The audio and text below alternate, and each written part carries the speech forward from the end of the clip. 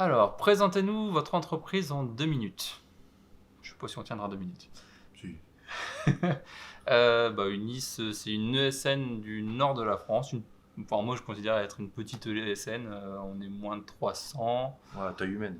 Voilà, à taille humaine. En tout cas, on connaît pas mal de monde chez Unis. Vous êtes unis chez Unis, ouais, on est copains. En tout cas, nous, oui. Mais oui, c'est vrai pour pas mal de personnes. Par contre, c'est nul comme genou. Il y a des communautés agiles chez vous? Oui, il y a des communautés agiles chez nous. Une communauté agile. Une communauté. Mais il y a des communautés. Il y a des communautés, ouais. Alors, on n'est pas les premiers. On n'est pas les premiers. Ouais. Les premiers, c'est la data. Et alors, nous, en tant qu'agile, ça nous fait plaisir parce que on se dit que c'est bien qu'on ne soit pas les premiers qui aient eu cette démarche de partage avant nous.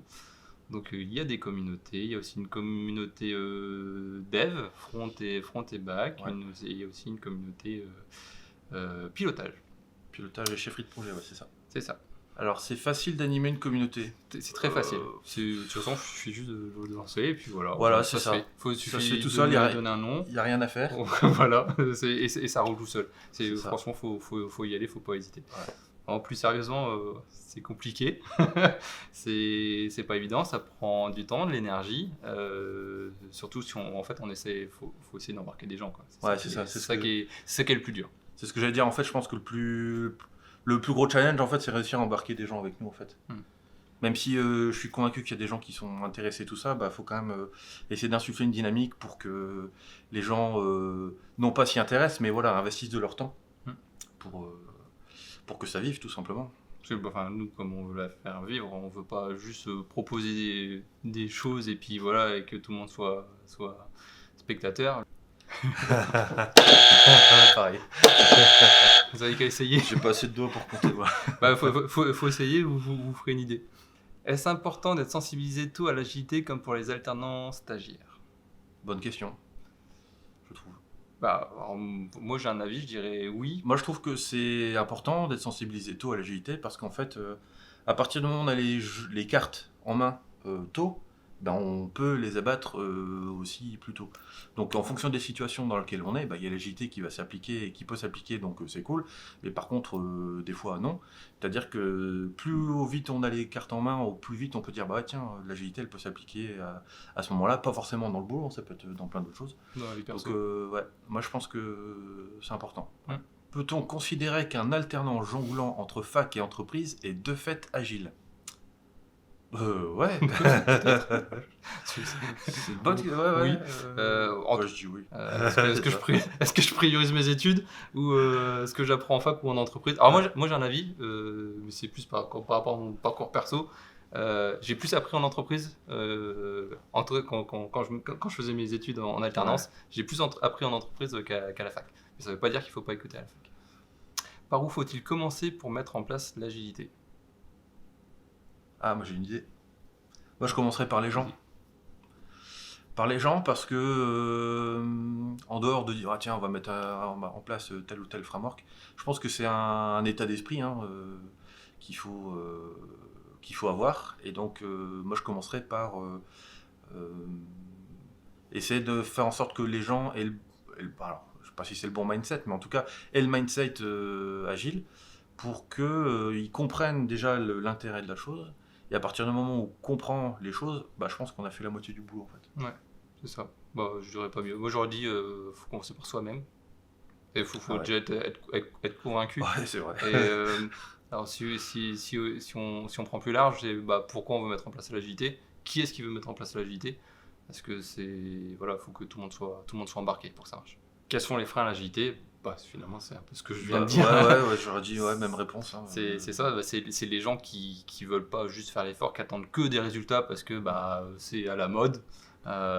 Ils ont vu Safe 6, donc ils veulent c'est ça qu'il faut faire. Non, faut pas se limiter à ça. C'est ce que disait Jean-Charles, c'est d'avoir c'est un mindset, c'est qu'est-ce qu'on attend, est-ce qu'on a le droit de se tromper, Vivre d'amour et d'eau fraîche ou de manifeste agile et de bière artisanale? Moi, je vivrais d'amour et de bière artisanale. Alors moi, de manifeste agile et d'eau fraîche, parce que j'essaie de réduire la bière, mais c'est dur. Mais un pas après l'autre, ça marche. Je veux juste réduire, pas arrêter. Avoir Jira, c'est être agile, non? Bien sûr. Oui. Mais si. Bah ouais. Tu t'es trompé. Bah oui, ouais, ouais. bah évidemment. Si tu n'as pas de Jira, ça marche pas. Bah non, ça marche pas. Il te faut Jira. Et avec les bons plugins aussi. Parce que si t'as pas acheté les bons plugins, ça marchera pas. Alors, Jira, impossible, ça marche aussi. N'importe quoi. Bon, après, c'est vrai, avoir Jira, c'est un plus, mais c'est loin d'être. C'est un outil, quoi. Ouais, c'est ça. C'est pas parce qu'on n'a pas Jira qu'on n'est Non. pas agile. Et c'est pas parce qu'on a Jira qu'on l'est. Et en cherchant bien, t'as plein d'autres trucs qui font comme Jira. Peut-être pas aussi poussé, mais. Ce qui serait marrant de savoir, c'est combien de personnes utilisent Jira et sont agiles, et combien sont agiles sans Ouais. utiliser Jira, pour voir les proportions. Il y a un sujet là. Un KPI à sortir. Combien de temps peut prendre une transformation agile d'une entreprise-organisation? Alors moi j'ai le chiffre exact, je sais pas si tu l'as. Ah non? Combien de temps? Ouais, ça dépend. Moi j'aurais dit 3 mois et 2 jours. Pas besoin de rétro, je roule plus vite que les autres. Oui. Ouais. Ouais, c'est pareil. C'est bien pour la blague, mais c'est tout. L'agilité, c'est applicable tout le temps. Bah oui. Enfin, moi, c'est ce que. Après, ça dépend, enfin. Ça dépend de comment on lit. Alors, oui, l'agilité, c'est applicable tout le temps. Au boulot, dans la vie perso. Je suis certain aussi dans le monde du sport, tout ça. Par contre, après, si on parle d'agilité, enfin, moi, je suis pas réfractaire, par exemple, à ce que dans certaines équipes, on fasse du cycle en V.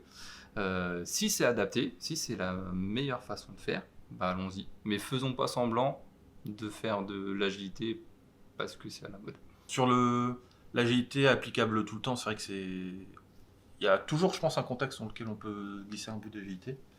Après, est-ce que c'est l'agilité la réponse à tout? Pas forcément. Je pense qu'il y a des cas bien précis où le cycle en V sera, je pense, plus efficace et plus adapté que l'agilité. Ouais, c'est ça. En fait, c'est une pas, question. c'est très certainement applicable tout le temps, Ouais, mais c'est pas pour autant qu'on doit forcément tout le Ouais. temps l'appliquer. c'est vrai.